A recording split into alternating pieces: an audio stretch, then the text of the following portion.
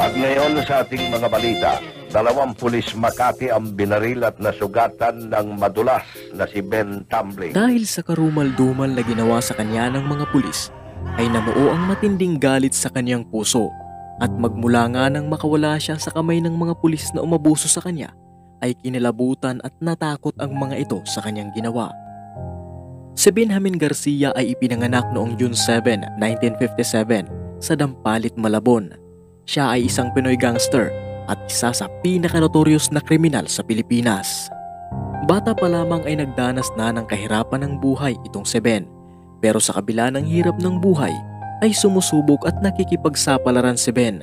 Sa katunayan ay maaga siyang nahilig sa larangan ng martial arts at acrobatics at naging black belter pa nga siya na kalaunan ay magagamit at mapapakinabangan niya. Dahil sa hirap ng buhay ay maagang namulat sa maruming gawain itong si Ben tulad ng pangdurukot at pangho-hold up. Nahihirapan ang mga pulis na hulihin siya dahil siya ay sadyang mailap at madulas. Ito ay dahil siya ay pinaglihi umano ng kanyang ina sa hito at hipon. Kalaunan ay nagkaroon siya ng mga kasama at di nagtagal ay naging hawak ng mga pulis itong si Ben. Inuutusan siya ng mga pulis na magnakaw ng mga piyesa ng sasakyan saka ito bibilhin sa kanya. Siya rin umano ang utak sa lahat ng pagnanakaw, pang-hold up at karnaping sa Malabon. Kalaunan ay umabot ang kanilang operasyon sa labas ng Malabon tulad ng Bulacan, Quezon City at iba pang parte ng Maynila. Napagtanto ni Ben na kaya niya namang kumilos ng mag-isa, kaya naman agad siyang kumalas sa mga pulis na may hawak sa kanya at lumakad ng mag-isa. Sa paglipas ng panahon ay makikilala ni Ben ang babaeng magpapatibok ng kanyang puso. Di nagtagal at nagsama na sila at nagkaroon sila ng isang anak. Sa pagsasama nilang mag-asawa ay nakaramdam ng lungkot at nakonsensya na itong si Ben. Hindi niya na makayanan na ang ipinapakain niya sa kanyang pamilya ay galing sa masama, kaya naman naisip ni Ben na magbagong buhay na at iwan na ang masamang gawain na nakasanayan niya. Agad na naghanap ng trabaho si Ben at makalipas nga ang ilang araw ng matyagang paghahanap ng trabaho ay natanggap siya bilang stuntman sa isang pelikula na pinagbibidahan ni Dante Barona. Ang kanyang trabaho ay gawin ang mga bagay na hindi kayang gawin ng mga artista tulad ng pagtalon sa matataas na lugar, pagtumbling at ang magpagulong-gulong. Dito ay nagamit ni Ben ang kanyang talento sa pagtumbling at ang kanyang angking galing sa martial arts. Pero hindi katulad ng mga artista, maliit lamang ang kinikita noon ng isang stuntman. Dahil sa kanyang husay sa pagtumbling at dahil sa kanyang liksi sa larangan ng martial art, ay binansagan siya bilang Ben Tumbling. Pero dahil sa liit ng kanyang kinikita ay bumalik si Ben sa dati nitong gawain, subalit hindi katulad ng mga nakaraang lakad niya ay kumikilos na lamang siya ng mag-isa. Dahil sa tahasang pagsuway ni Ben sa mga pulis na dating may hawak sa kanya, ay gumawa ng hakbang ang mga ito para turuan ng leksyon si Ben.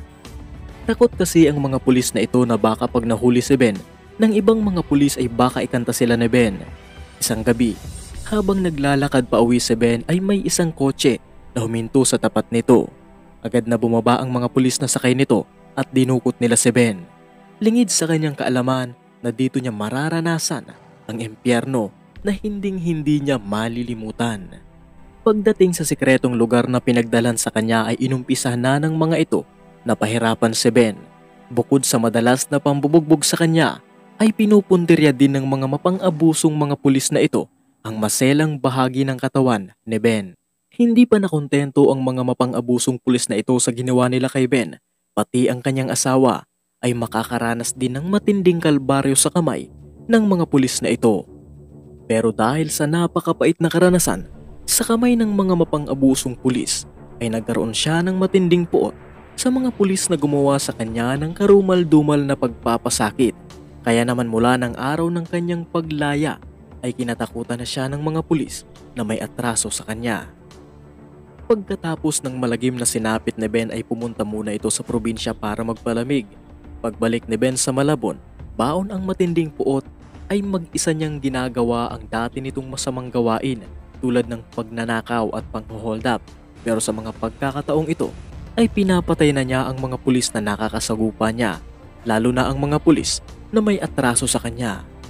Kung minsan ay nagbabalat kayo siya bilang tricycle driver, sorbetero at iba pa para malapitan niya at madali niyang matugis ang mga pulis na umabuso sa kanya. Umabot sa 7 mga pulis ang tinapos ni Ben, kaya naman agad na nagtatag ng isang grupo ang Noe Chief of Police ng Maynila na si Narciso Cabrera. Itinatag niya ang tinatawag na Special Mission Group para tugisin si Ben. Kung para sa iba at sa mata ng mga pulis ay masama si Ben, ay taliwas naman ito sa paniniwala ng kanyang mga kababayan sa Malabon, lalo na sa mga personal na nakakakilala sa kanya.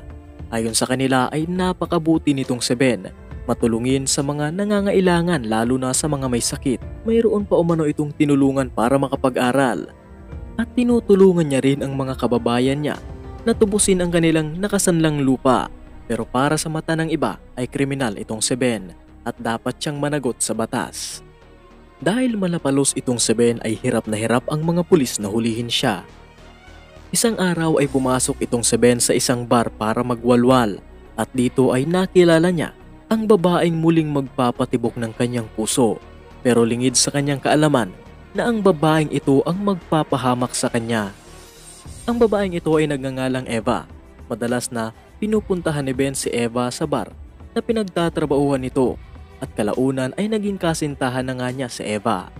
Makalipas ang ilang linggo ay may nakatunog na madalas si Ben sa bar na yon. Kaya naman agad na nagkasa ng surveillance ang mga pulis, pero bigo sila na mahuli si Ben dahil sa ilap nito. Dahil may nakapagsabi na may isang babae na laging katable si Ben, ay agad na kinausap ng mga pulis ang babae na ito at sa halagang 10,000 ay nakipagtulungan sa mga pulis ang babae na ito para matugis si Ben. Noong ika-3 ng Marso taong 1981, magtatagpo sana si Ben at Eva, pero hindi alam ni Ben na ito na pala ang kanyang huling araw dahil sa lugar kung saan sila magtatagpo ay nakaabang na pala ang mga pulis para tapusin si Ben. Nang makahanap ng tiyempo ang mga pulis ay walang habas na pinaputukan nila si Ben at tinadtad ng bala. Sa edad na 23 anyos ay binawian ng buhay si Ben. Nang binurol si Ben ay nagulat ang kanyang pamilya dahil dinagsa ito ng napakaraming tao at nagdalamhati ang buong Malabon sa kanyang pagpanaw.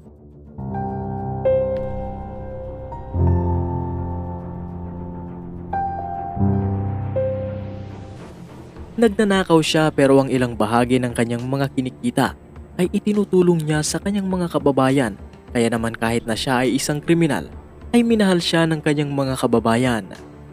Naging palaisipan din ang pagkamatay ni Ben dahil bagamat may pulis na umaangkin na siya ang nakatama kay Ben, ay taliwas naman ito sa paniniwala ng kanyang kapatid na si Aling Baby. Ayon sa kanyang kapatid ay tinapos ni Ben ang kanyang sarili dahil sa nag-iisa nitong tama sa sentido. Madalas daw kasing sabihin ni Ben na mas gugustuhin niyang magpakamatay kaysa mapa sa kamay ng mga pulis.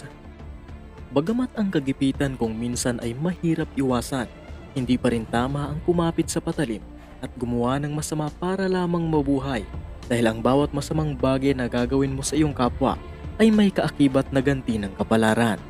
Yan lamang kaibigan, maraming salamat sa panonood at kita tayo sa susunod pa nating mga videos.